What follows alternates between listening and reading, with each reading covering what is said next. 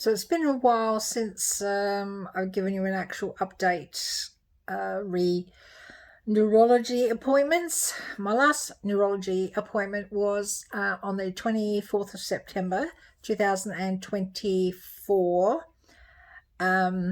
which is just about over a week ago. He's very happy with me. I don't seem to be having any major issues. I haven't had a seizure now for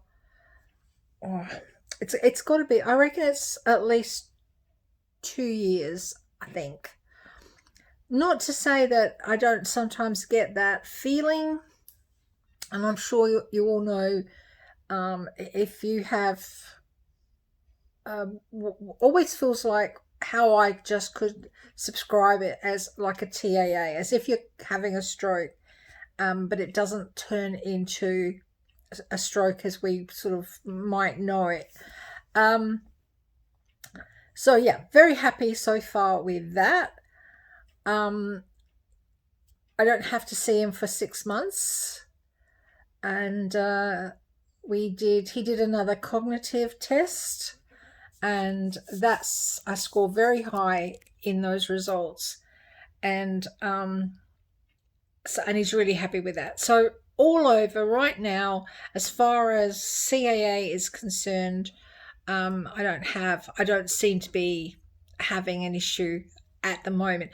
That could all change tomorrow. That could change in 5 minutes' time. And that is the terrible thing about this disease is, you could be feeling, pardon me, as right as rain, and then wham, it just happens, it starts, and it's what makes everyday life really quite scary.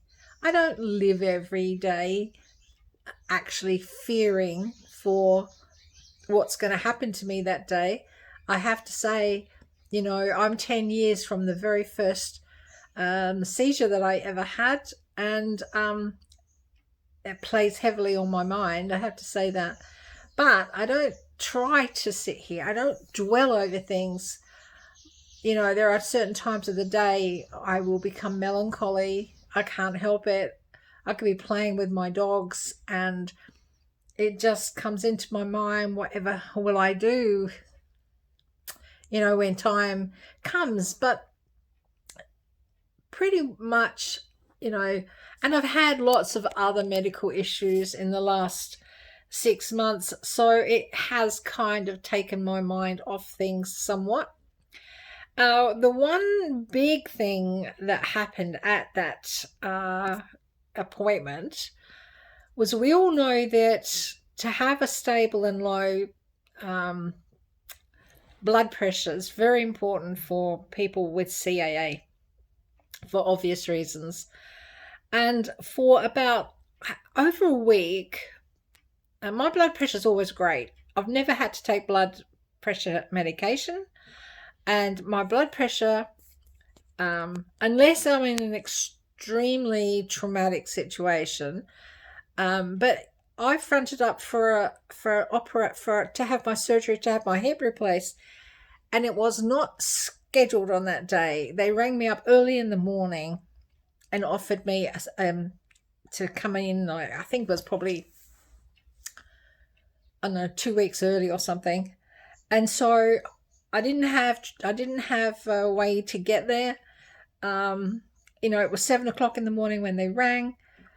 They were going to send a car for me, and suddenly, because my husband had a school run, he had to go and take all the school children, the grandchildren, to school, and it was stressful. And they sent a car for me, and then I got there. He dropped me off in the wrong place, and I went into the wrong door, and it was pretty traumatic for me.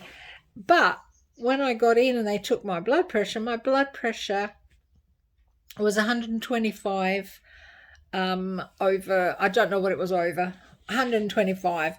And that's normally what my blood pressure is, around 125, a little bit less, or 127, but it doesn't falter very much from then.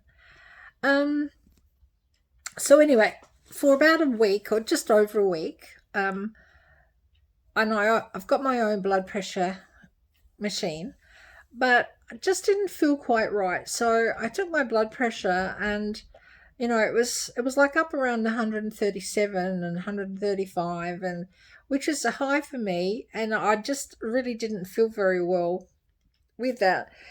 And then so I knew my appointment was coming up, and I actually mentioned to him that I said to him, when you take my blood pressure today, it's going to be high, because it's been high for over a week. And he's like, oh, well, let's have a look, let's check it out. It was 157. Like, never ever have I had anything at 157. So we waited for about 10 minutes and just chatted about this and that and nothing in particular. And we took it again, and it was 138, I think it was. And he said, well, I think the time may have come that you might need to go on blood pressure medication. So that's all right. I'm 69. I think that was pretty good to get that far, and not need any help with, blood meds. Then, and I didn't think anything of it really. He said, right, I'll write you out a script. And then he said, I want you to go and have some blood tests or some testing. Yeah, that's okay. But he does that periodically. He just keeps an eye on things for me. And so he fills out the form, gives me the form. And again, I don't look at even what it says. And there was no alarm bells ringing or anything like that. And he said to me to get my GP, to go to the GP for the results.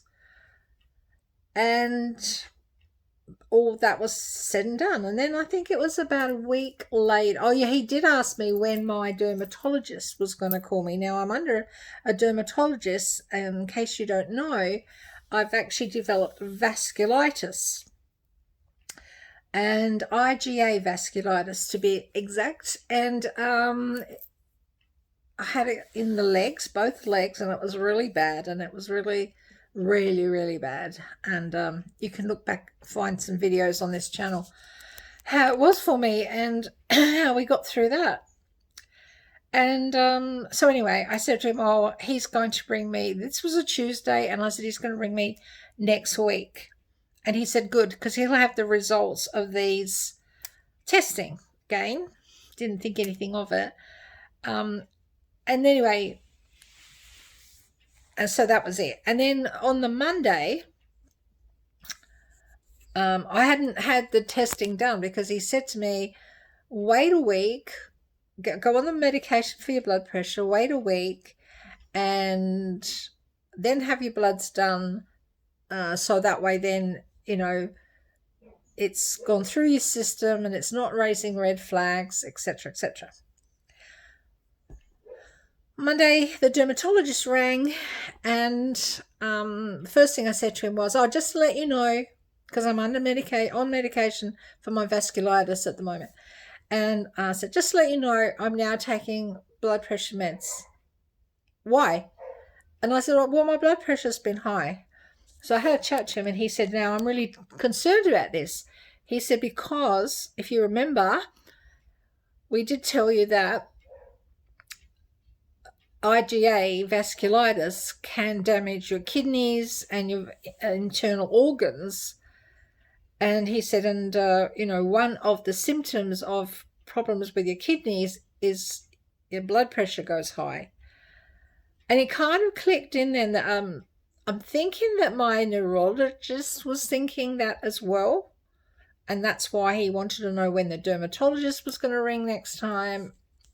And so that put the wind up me a little bit. And he told me to go to the GP and get another test that he wanted doing as well.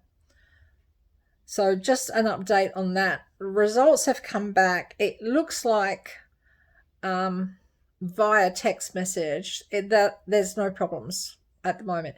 Dermatologist does want me to have another set of testing in a month, and every month for 3 months, because that's the next time I'm going to see the dermatologist.